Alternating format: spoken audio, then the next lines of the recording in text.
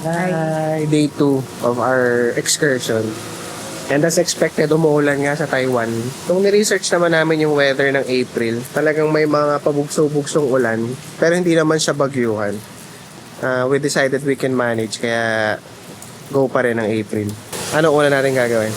Punta tayo sa Shanghai Temple. Ano? Hindi, McDonald's muna tayo. First order of business, kakain muna. Akala ko yung itinerary natin for that. Today Yes, pala kakain is Kakain muna tayo sa McDo. Today nga pala is a tomb sweeping day sa holiday. Kaya wala pa rin masyadong tao. Pero ano lang ba ang hindi nagsasara dito? McDo. Kaya yun yung pupuntahan namin. Taipei is essentially a ghost town. Since holiday nga, Monday pa. So either nasa probinsya yung mga lokal or talagang tanga lang kami.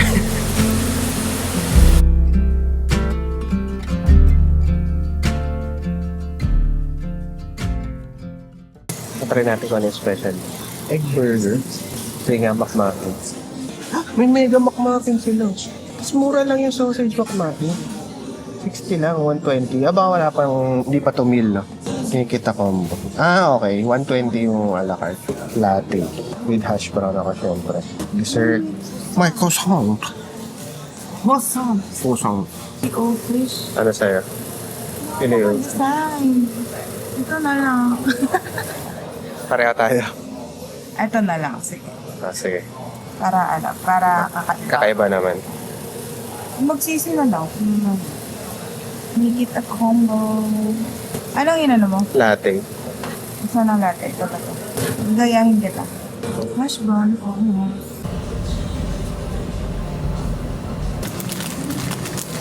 Ayan ito po. Isa sa word that is like this.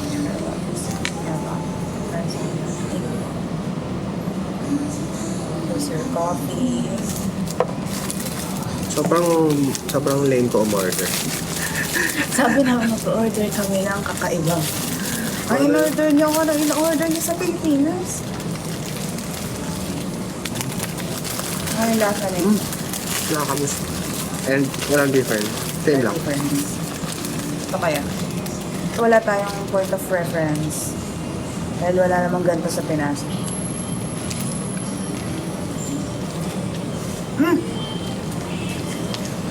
No. That's good.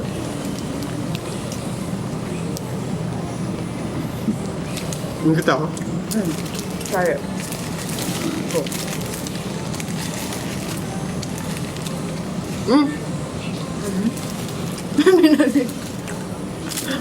Hot. Hot.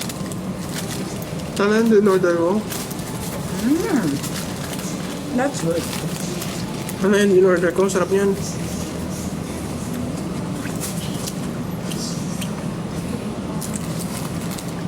Ang sarap ng burger. Nalungkot tuloy ako sa order ko. Tikman ko yung kape nila.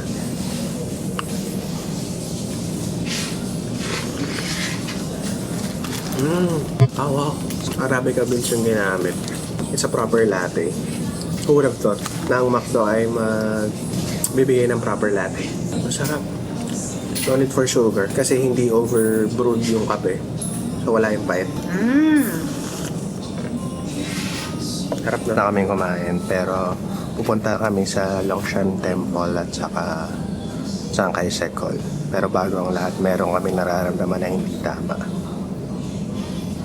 Call of nature. Tsaka makwento ko lang pa. May matandang babaeng nakatingin lang kay Christine coming in. Tapos nagkasalita siya ng Chinese. Hindi naiintindihan. So sabi ni Christine, "Sorry, we don't speak Chinese." Tapos narinig ko sinabi niya, "Where are you from?" Tapos sinagot ko, "Philippines." Tapos tumingin siya ulit kay Christine, "You're so beautiful." ang ante nyo, bentang-benta pang international ang beauty. Yeah, international ang beauty. Bumenta kay nanay. Di akala niya marunong ako. Chinese. Oo.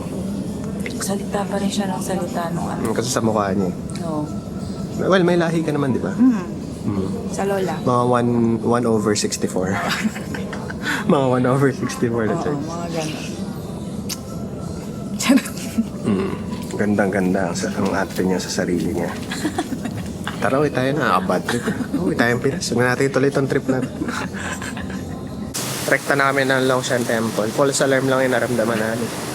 Mamaya pa yung number 2. Mamaya pa yung number 2.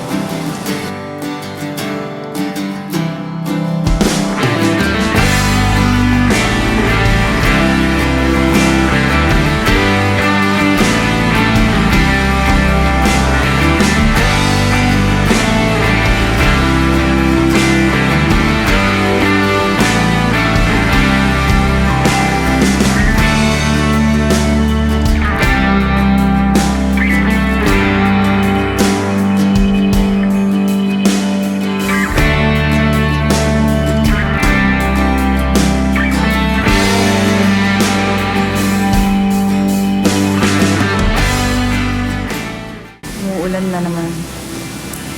Umaraw na kanina eh. Akala namin tuloy-tuloy na yung araw. Yung pala passing by lang yung araw. So ngayon magpapatila muna tayo bago tayo pumunta ulit sa next destination. It's kinda cozy. Cozy dito sa park. Sana kung di naulan. Sarap tumambay. Pagkakaroon ng challenge yung lakad namin. Sabi nga, when life throws you lemon, kill yourself. Na joke lang. Kailangan mag-adapt, mag-adjust because sa weather na to, mayat maya talaga uulan. Hopefully may magawa pa rin kami.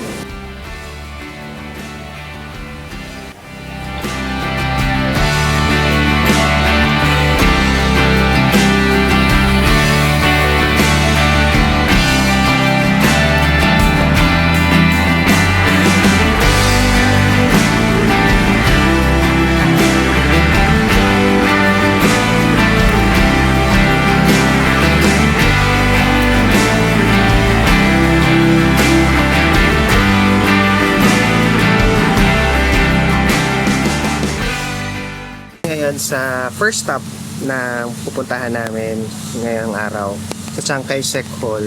It's a memorial dedicated sa former president nila. Yung former president nila is someone na kahit tayo makaka-relate kasi similar sa mga naging president during the same period, mga 1970s, 1960s.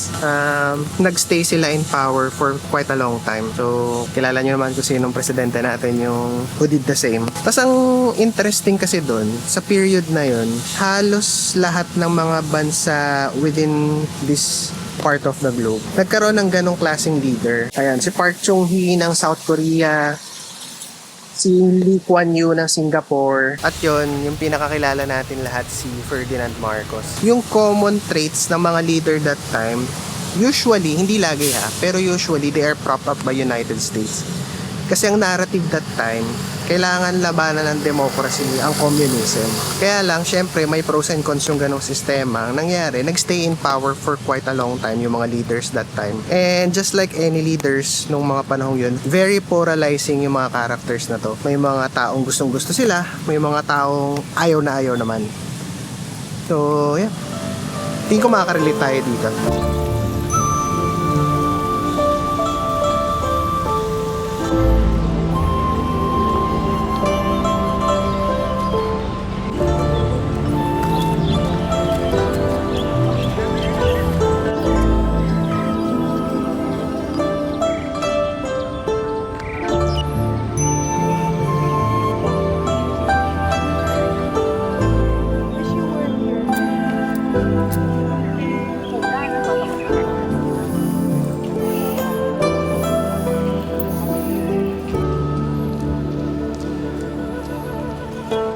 Yung authoritarian form of government, syempre, may pros and cons. Hindi palaging maganda, hindi palaging may mabuti. Few good things na nagagawa ng mga ganitong klaseng authoritarian government. May mga malalaking company na nagbo-boom kasi meron sila laging sinusuportahang isang industry or company. Arayangat yung economy. Yung pinakasikat na example nito, yung Samsung ng South Korea. Laging may close relation si Park Chung-hee at saka yung Samsung family para magbigay ng maraming trabaho at halos lahat ng projects ina-award sa kanila. Yung dito rin sa Taiwan, may ganong nangyari. Yung Taiwan Semiconductor Company.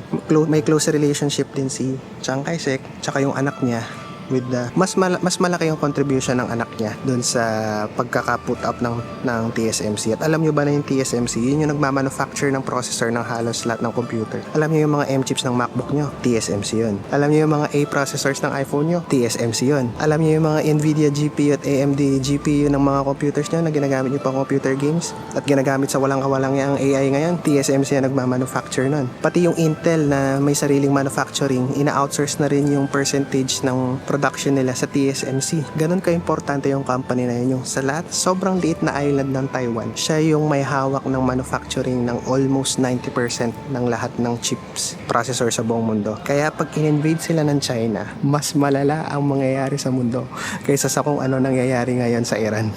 Ano ba yung example natin sa Pilipinas? Meron ba tayong na-produce like Samsung or TSMC? Sadly, in my honest opinion, wala. Kasi ang pagkakamali ni Ferdinand Marcos Sr., at least in my opinion, nung hinawakan niya ang presidency for almost 20 years, yung mga kamag-anak niya kasi yung nilagay niya sa mga companies. For example, yung San Miguel ang pinakamalaking company, si Danding Kuwang. Kaya doon na iuso yung word na cronyism eh. Kasi imbis na hayaan niyang mag-grow yung company naturally na may mga competent people na nagpapatakbo nito, ang nilagay niya, mga kamag-anak niya. Kaya, ayun, masasabi mong isa sa mga pinakamalaking companies ang San Miguel pero not as globally recognized as Samsung and TSMC.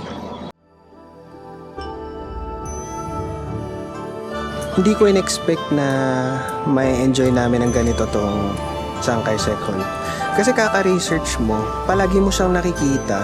Feeling ko, hindi na siya special pag napuntahan mo. Pero hindi talaga nagtra-translate sa video yung majesty and grandeur ng isang lugar. Kaya ang pagpasok pa lang namin sa archway pa lang, sobrang impressed na impressed kami. Grabe. Yung pagkagawa dun sa art pa lang, grabe naman yung dedication ng mga tao. Tapos pagpasok mo, bubungad sa inyo yung ganitong kalawak na space para sa monument ng former president nila. Grabe.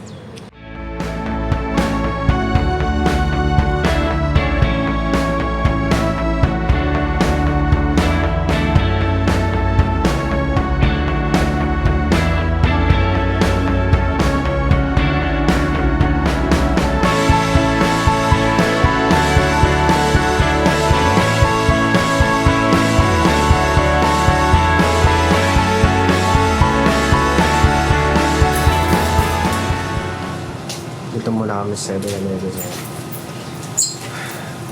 Alay na nila Alay na ka nila na ka. 20 minutes din. Kaya bumili mo na kami tubig. 70 Tapos, 70 pesos sa tubig for 2 liters. Tapos, ihing-ihi pa kami. The feeling of being a tourist.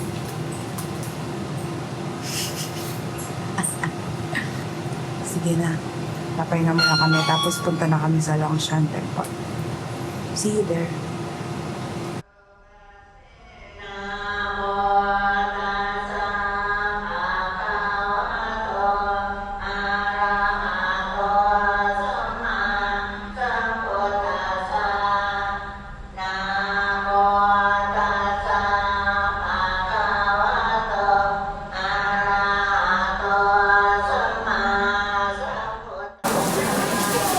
Tomb sweeping holiday nga pala ngayon. So, medyo mali yung diskarte namin. Ang dami nag-o-offer ng services and prayers and offerings dito sa temple. Kasi yung Longshan Temple, one of the most important temple sa buong Taiwan. Naniniwala yung mga tao na particularly effective yung prayers na ginagawa dito.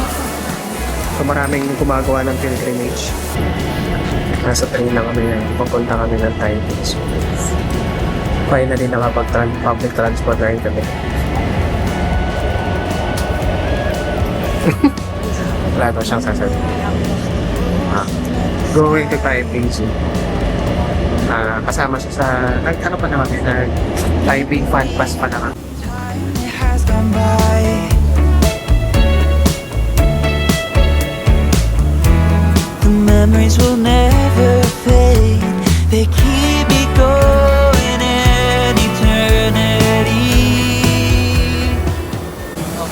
Nandito kami ngayon sa Wenhu Line. Dulong station niya, Taipei Zoo. Yun na yung baba namin. About 2-3 minute walk lang. Nandun na kami. Nakakapagod pero Lumipat lang pala kami ng line. from Banan Line to Wenhu Line. I walked by the place where you lived before. I saw a couple kissing by the door. It took my breath. Sa Taipei Zoo. 2 to 3 minute walk. Nandun na kami.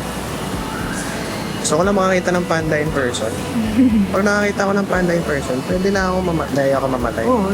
Pero okay, satisfied na ako. Sulit na yung binayad namin. Gusto ko lang nadadapang panda. Loving arms.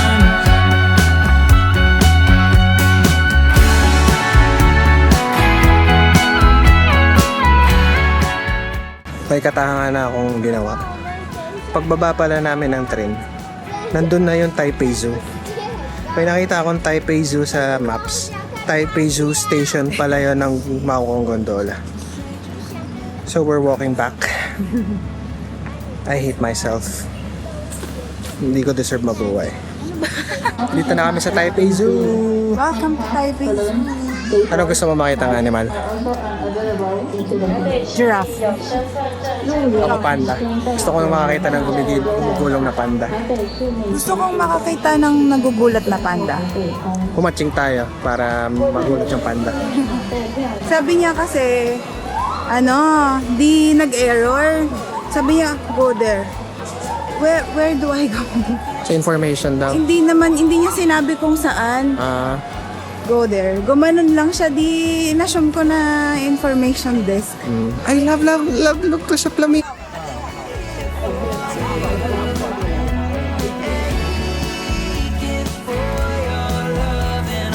Ito na yung favorite animal ni Phil Dunphy. Alpaca. Oo.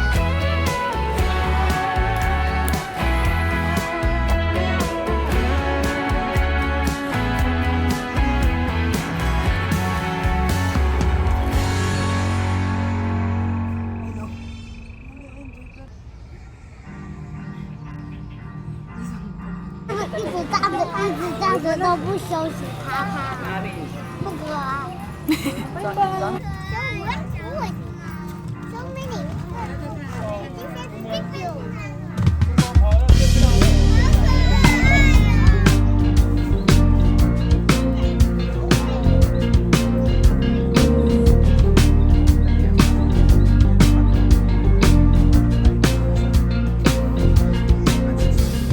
Namin nakikita ang animal. So far, anong favorite mo? Yung Meerkat. hindi, yung parang unggoy na daga. Oo, yung liit. Lemur? Ang cute. Lemur ba yun? Oo. Ang cute. Ang liit, parang daga. Pero yung mukha parang unggoy. Ako ang favorite ko. Aray! My knees. My knees is giving up. Ako, feeling ko makikita ko pala ngayon yung favorite ko. Papasok tayo sa Panda Exhibit. Sabi, hindi ako na-disappoint. Kita ko na yung favorite animal ko, the Kung Fu Panda. Sobrang saya. Nakaipit lang siya doon. Tignan mo ang chonggi-chonggi niyo. Nakakatakot, parang mahuhulog siya. Ang cute. Tunay-tunay, hindi siya teddy bear. Nahinga eh. Nahinga.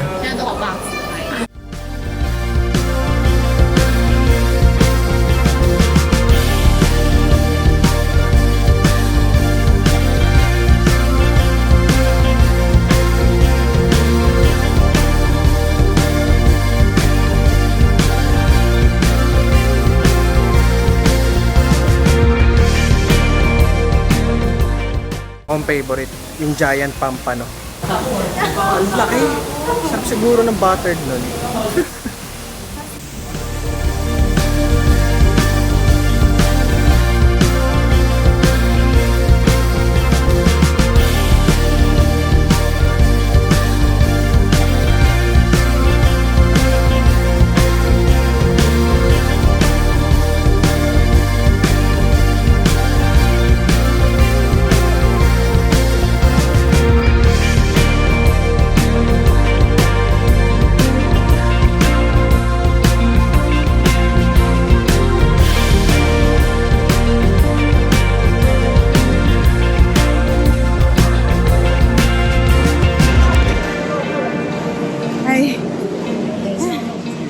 ba? Kaya.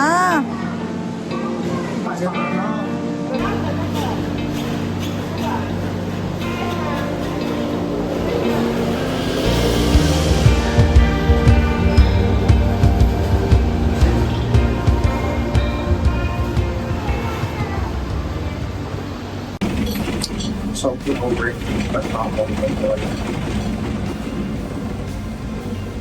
mukha siyang boring. Saka may temptation na baka gusto niya siyang i-skip. Pero hindi.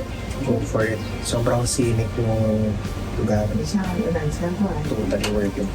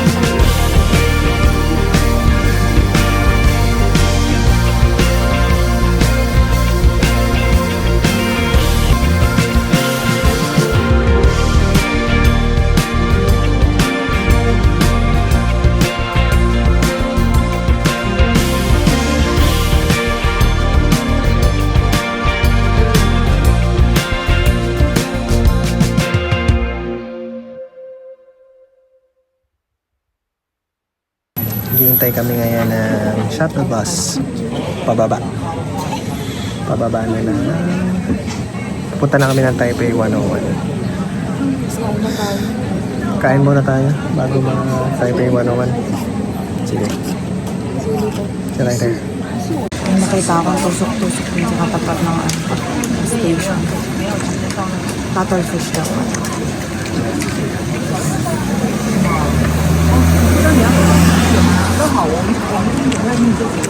Parang chicken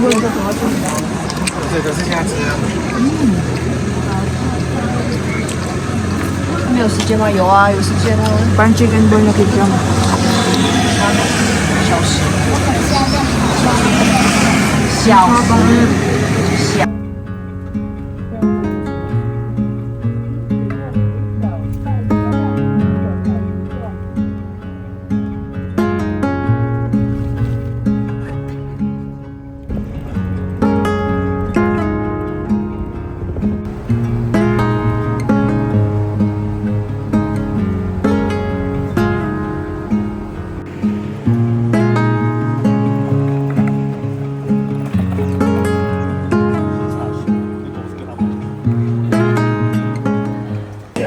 Kasi yung Din Tai Fung 2-hour waiting time. Kaya Gagamitin na lang natin ang time na ito para pumunta na observatory. since we still have plenty of time. Ideal time also. Kasi ganun din ako, maghihintay din naman tayo. Kasi gawin mo yung dapat gawin.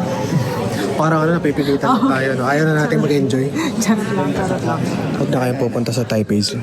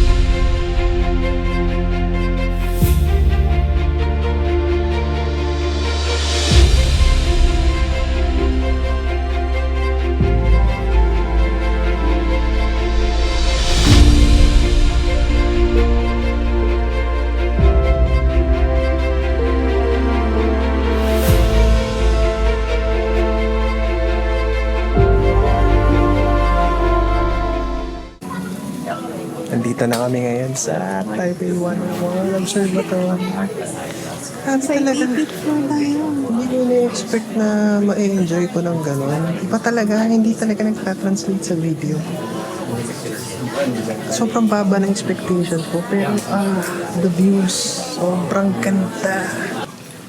Kita niyo to? Kita niyo ba yan? Yan yung inakyat ni Alex yung alam niyo kung gaano lang kanipis yung tinutuntungan. Ganyan lang.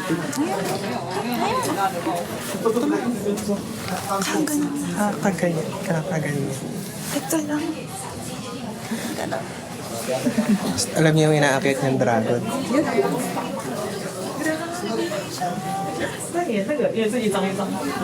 So, Pag nahulog ka dyan, diretso. Hindi, diretso ka doon. Patay ka kaagad po. umiinom nga pala. Ginani niya lang yung Taipei 101. Tapos ito pala. Ganun kami Umiinom nga pala kami. Original mix siya. Yung nasa Chowking. Yung Oh, collaboration nakakolab sa ng- Chowking. Sobrang sarap niya kasi mas forward yung tea. Tapos 50% sugar lang, kaya hindi siya na...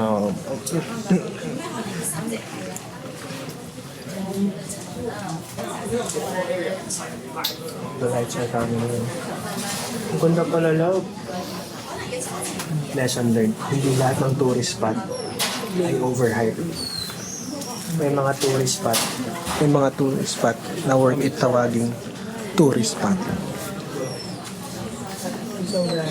So glad. Ang ganda. Ang ganda na ng mga kong gondola kanina. Ang ganda pa nitong Taipei 101. Sobrang scenic ng views, my goodness. Ito pala yung tallest building between 2004 and 2010. Yung design, yung facade niya, parang bamboo stalk. Tapos divided siya by 8 sections. Kasi pinaniniwalaan nga sa Chinese na swerte yung 8. Tapos yung gold na na dampers na pinakita ko sa inyo, hindi rin totoo na nasa ilalim ng building. Ang totoo, yung damper, nasa loob na siya ng building, nakita nyo. Tapos pag nag-sway, dinadampen niya yung sway ng building. Pero ang pinaka-earth resisting technology na in-employ is driven piles, which is yung naka-embed yung piles hanggang sa hinanap niya yung bedrock sa ilalim. Sabi dun sa Google search ko, 380 piles driven 80 meters to the ground. Alam niyo ba yung ibang building sa atin sa Manila, mas mababa pa sa 80 meters. So, ibig sabihin, files pa lang nung building na to, ng Taipei 101. 80 meters na. Tapos 380 peraso. Grabe. Pero, yun nga dapat talaga no expense spared kapag magkakaroon ka ng ganitong kalaking project. Kasi once pumalpak to, isang malaking kahihiyan din sa country. Kaya hindi nila tinipid, make sure na nila na sobrang safe ng structure. At some point din pala, yung elevator nito, naging pinakamabilis sa buong mundo at 60 kilometers per hour. Mas mabilis pa siya sa sasakyan. Damn girl, mas mabilis pa siya sa mga takbo ng sasakyan sa EDSA. Sobrang ganda pala nung night lights. Para ko na rin na-live out yung isa sa mga favorite movies ko, yung Lost in Translation. Kaya ng Tokyo yan. Pero yung vibe same na same eh.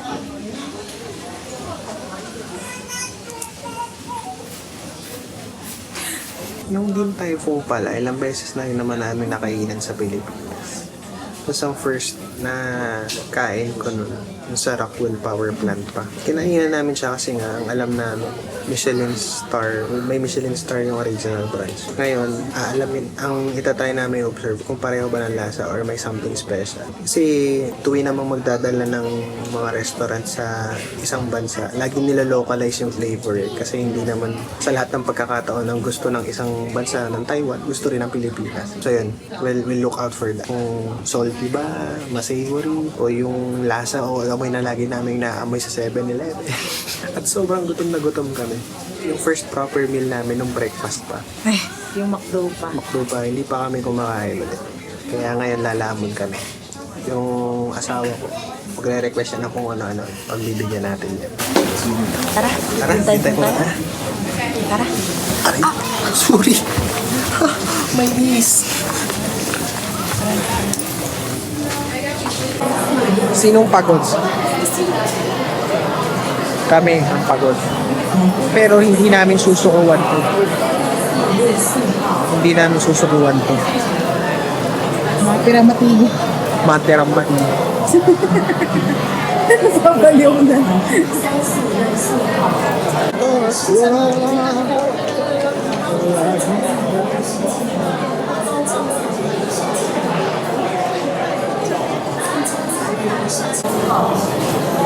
Yan, 1453 kami. 1452 na.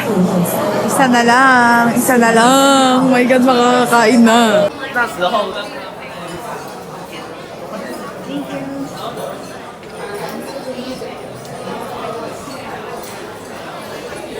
May red bean bun. Parang gusto mo. Ito to. Try ko to. Red bean bun. I mean, ano yung sabihin ng mint? Ano yung sabihin nun? Red bean ba? Tira natin yung ano. Ano ibig sabihin ng may ano? Smiley. May red bean bun. Vegetarian. Ah, vegetarian. Okay. 2 pieces. Ito. Isang order lang. After 2 hours of waiting, finally nakaupo na rin kami. Ang in-order lang namin yung popular, which is xiaolongbao. Xiaolongbao lang. Stir-fried noodles, noodle soup, saka dessert na xiaolongbao, and red bean bun, and stir-fried vegetables. Yun lang naman yung gusto namin matikman kasi gusto nga namin i-compare. Tapos hindi na rin kami umorder ng fried pork chop rice kahit masarap kasi balak namin bumalik dun sa masarap na kainan sa Ximending. After nating maghintay sa pila, ngayon naman ang hihintay naman natin ay order. Let's see kung ilang oras or ilang minuto. Ang dami pa rin kumakain. Hindi ko sure kung lahat ba to turista o mga lokal. O natutuwa pa rin ba yung lokal sa Din Tai Fung. Tapos, pag nakakain na kami ng xiaolongbao, gusto ko pa rin mag-try ng iba para may merong point of comparison. Gusto ko mag-try ng hindi masyadong popular. Gusto ko mag-try na konti lang ang nakakaalam kung masarap.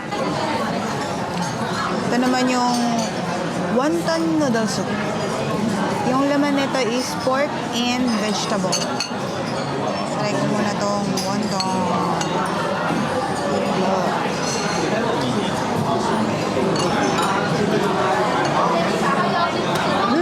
Lasang masesame. Ayun o. It's not that strong sa kutsay. Ang light niya lang.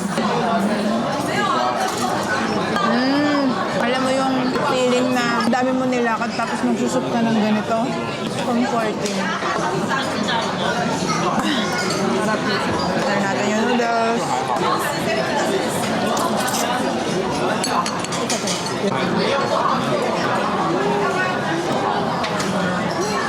Ang bouncy ng noodles. My goodness. Masarap ba yung texture ng noodles? May pagka-chewy, no?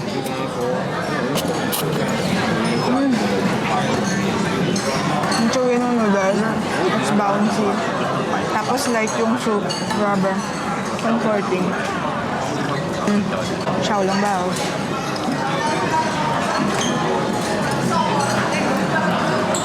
Sana hindi na mainit.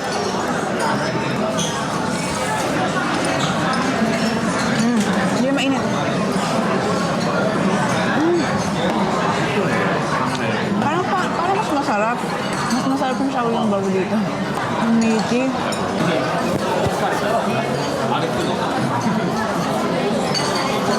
Okay, try natin. Yung iba kasi, ang ginagawa nila dito, binubutas muna nila tapos iniinom nila yung soup. Pero ako, gusto ko, kinakain siya ng sabay para may explosion of flavor sa bibig. Ayokong ihiwalay yung soup sa experience.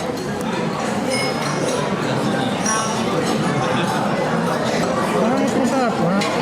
O matagal na tayo nakakain sa Din Tai Fung hapit. Siguro. Pero sarap. Ang umami nung soup. And hindi salty. Ang sarap din ang texture nung pambalot. Perfect perfect thinness. Hindi siya paper thin. Hindi rin siya parang mas marami pa yung wrapping kasi sa meat. Perfect balance yung meat to wrapper ratio. Ang sarap.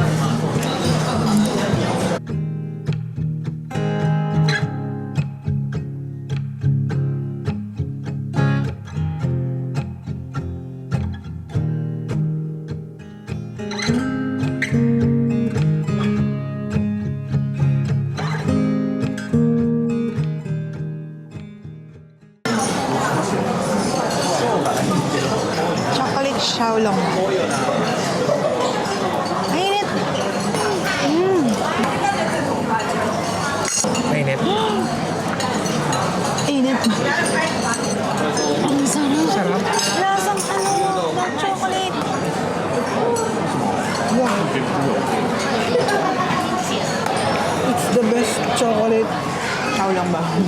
Ever. Sarap. Sa sausawan ng churros, ang sarap inumin. Ang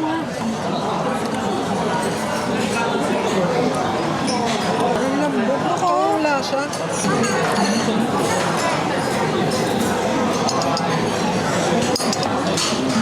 Sarap. Tsaka ang loaded niya, punong-puno ng chocolate. Nasabog na, bebe. Yun nga gusto ko. Ay, dalawang beses kong ginawa eh. Pinasabog ko sa bibig. Sana pala ito, huli natin kinain. Paano pag dito Oo masarap? nga. Hati tayo doon. Sa'yo na yan, sa'yo na. Sa'yo na. It's your favorite. Gusto ko iparamdam sa'yo ang pagmamahal ko. By giving it to you kahit Gusto mo gusto ko rin. siya. Go. Open it, open it.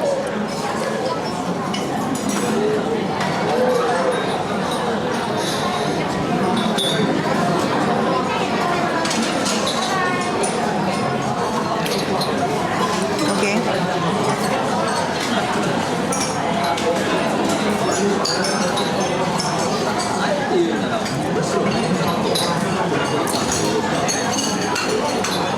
Sarap din. May earthy na lasa. Kasi ano niya eh, kapamilya yung munggo. Sobrang subtle lang ng sweetness. Alam mo, may naisip akong gawin. Grabe.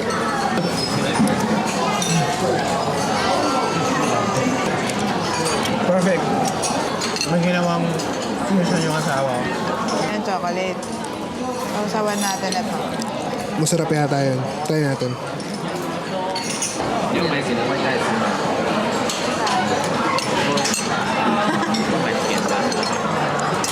Di ba bagay? So ko pa umorder ng chocolate Xiaolong Bao, kaya lang baka nasa dito pa lang tayo. Baka maubos budget natin.